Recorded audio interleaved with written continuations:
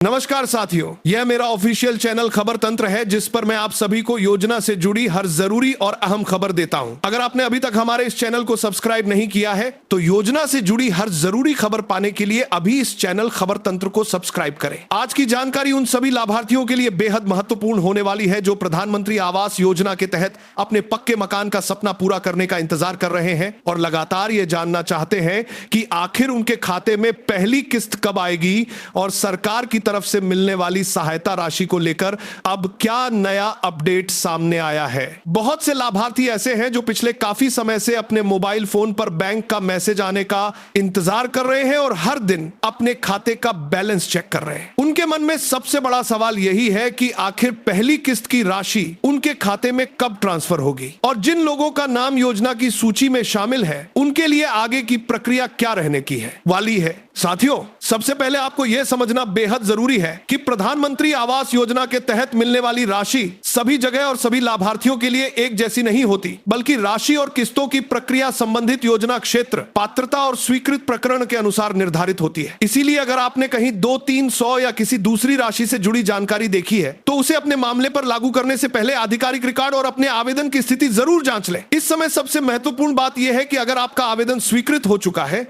और आप पात्र लाभार्थी के रूप में योजना की प्रक्रिया में आगे बढ़ रहे हैं तो आपको अपनी तरफ से सभी जरूरी जानकारियां पूरी तरह सही रखनी होंगी ताकि भुगतान के समय किसी प्रकार की परेशानी का सामना ना करना पड़े। साथियों, बहुत से लोगों को लगता है कि केवल सूची में नाम आने के बाद पैसा तुरंत खाते में आ जाता है, लेकिन वास्तविकता यह है कि लाभार्थी का नाम सामने आने के बाद भी कई महत्वपूर्ण प्रक्रियाएं पूरी की जाती हैं। सबसे पहले लाभार्थी की पहचान और दस्तावेजों का सत्यापन किया जाता है।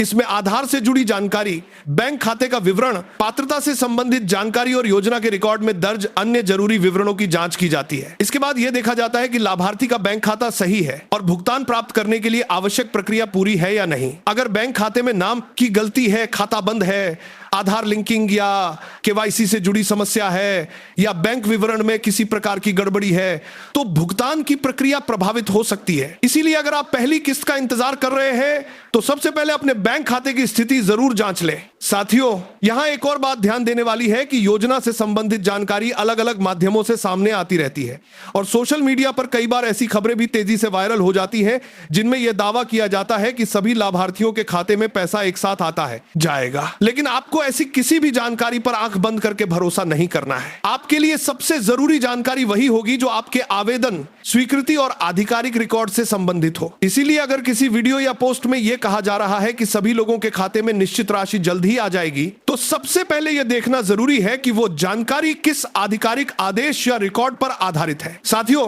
अब बात करते हैं पहली किस्त से जुड़ी प्रक्रिया की। जब किसी लाभार्थी का आवेदन स्वीकृत होता है तो उसके बाद भुगतान से पहले संबंधित विभागीय स्तर पर जरूरी सत्यापन और स्वीकृति की प्रक्रिया आगे बढ़ती है। इसके बाद पात्र लाभार्थियों के लिए भुगतान की कार्यवाही की जाती है और राशि निर्धारित प्रक्रिया के अनुसार बैंक खाते में भेजी जाती है। यही कारण है कि किसी व्यक्ति का नाम सूची में दिखाई देने के बाद भी भुगतान आने में कुछ समय लग सकता है। इसका मतलब यह नहीं है कि उसका लाभ समाप्त हो गया है या उसका पैसा हमेशा के लिए रोक दिया गया है। कई बार केवल दस्तावेज, बैंक विवरण या विभागीय सत्यापन पूरा होने में समय लगता है। इसलिए ऐसे समय में घबराने के बजाय अपने आवेदन की वास्तविक स्थिति की जांच करना ज्यादा जरूरी है। साथियों, अगर आपने प्रधानमंत्री आवास योजना के लिए आवेदन किया है और आपको अभी तक पहली किस्त प्राप्त नहीं हुई है तो आपको परेशान होने की जरूरत नहीं है। कई बार प्रक्रिया पूरी होने में समय लग जाता है और भुगतान बैंक खाते में पहुंचने में थोड़ा समय लग सकता है। इसलिए आप सबसे पहले यह सुनिश्चित करें कि आपका नाम लाभार्थी रिकॉर्ड में सही तरीके से दर्ज है या नहीं। इसके बाद अपने बैंक खाते की जानकारी जांचें और यह भी देखें कि बैंक खाते में किसी प्रकार की रोक,